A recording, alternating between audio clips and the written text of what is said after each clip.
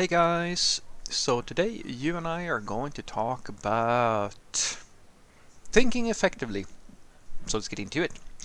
So the question in question was, hi Frederick, how can one cultivate the skill of thinking effectively? What methods did you use to develop your own thinking abilities? Well, I, I'm not going to go as far as to say that I think very effectively. I can't actually tell you if I do, because I've never been anybody by myself. But a nice exercise that I sometimes like to do, which is one of my favorites, is to ask what if questions to people that seem interesting or when you're having a beer with them and so forth. Like the classic one, the easy one. Oh, well, what if you could go back in time and, I don't know, stop Hitler or something similar to that? I love that because, and it's also one of my favorite. If you've seen some of my interview videos, it's the exact same thing I do with interview questions with candidates. I'd like them to ask about what are your favorite thoughts, favorite things about something, or when do you use one tool over another, so that I can hear someone's thought process. Because that's at least my favorite way of getting to know a person, and it leads me to the thing that has taught me how to think more effectively: getting inspired by other people.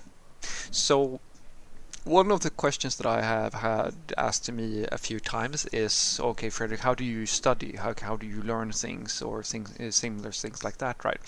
And this is how it's a double value here. Like I have other tips and tricks I could give away for thinking effectively, but this is the big one, and it overlaps with how I do my own learning. So something that I figured out very quickly about myself is that my it's the simplest way for me to understand a concept is by just having someone show me how it's done.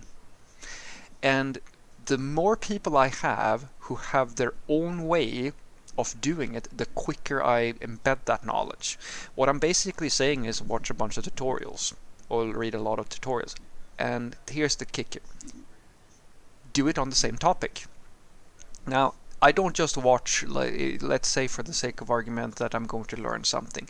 I don't just read one book on the beginner topic. I have 3 books, or I have multiple videos, and I watch multiple people do the same thing. Because when I see the same thing happening, if I see it once, I feel unsure if I understood all the nuances and details about it. Of course, you never fully do when you're a beginner. You start just convincing yourself, but at least the confidence comes. And when I see someone do it again in a slightly different way, it's the basic same step, but they do it in their way and so forth, then I get a little bit more confident that I understood the process. It's the same thing, by the by, guys. I've only done some basic education on children's development, but one of the reasons why you see kids is go very hard on repetition. Everything is about repetition. Like you see the kids' videos that they watch. They don't watch their favorite video or like a video once. They watch it a million times, usually with mom and dad being forced to watch with them. And they do that because it embeds and it feels safe and it feels predictable. And I work exactly the same way. So the way that I think, learn how to think is basically by having a bunch of other people show me how they think, and then when I can sit down and I feel like I can sort of understand their way of thinking, and then I can just copy what they did, then I start doing it a few times, and then I start memorizing the steps, and now I start having some extra room up there. And when I get that extra room, I just start doing my own thinking based on what others have shown me. And that it has always been a very powerful method of learning for me, to just see the same thing being done by 100 different people. And there's a slightly different thing to it as well, which I absolutely love. It is one of the best ways I've found to pick up tips for how to do things, because whenever you watch someone do exactly the same thing, they might just in passing mention, oh yeah, I also like to do this thing here because I realized it makes this thing here a little bit nicer. These tiny snippets of golden like realizations that you get from watching someone, even today, guys, even when I've been doing software development for years and years and years, I can still go and see, oh yeah, someone made another video about something that I already know. I'll watch it and just see if they mention something, because the core stuff that's being discussed, like the main stuff, that I know by heart. I don't have that. That's something that just sort of goes out in one way and goes out the other, right? But then they might say something like, yeah, I always like to structure my code in that way because that makes this other thing a little bit easier. That's life learning. And they just shared it without most likely even thinking about that they did. And that is useful for me as a senior software developer, like someone who has more experience. It's like the basic idea of this channel. Like I'm not here to necessarily talk about this stuff that there's a million tutorials of how to do it, because these are just mechanical things that you will learn by just repeating these tutorials. But you might not know about the sort of nuanced things that might only be true to me, but in some cases it might be something that is applicable to you as well.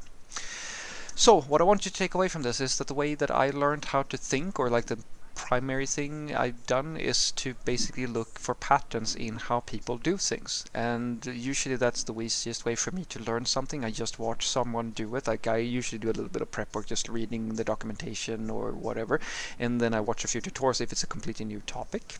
When I just see someone do it once and then they do it twice, and then there's maybe another person who does it a few times, and then a third person, and I just try to accumulate as many different versions as I can until I see that I've there's very like almost never anything that differs. Like I know how to put this. I know the range of how people usually does something, and that's something that's very useful for us software developers, where someone might say, "Oh yeah, but technology is old," or something like that. Nobody really uses it, and I always tell people, yes, it's great that you know about the latest and the greatest, but sometimes you're going to be in situations where you need to know the other ways of doing it as well.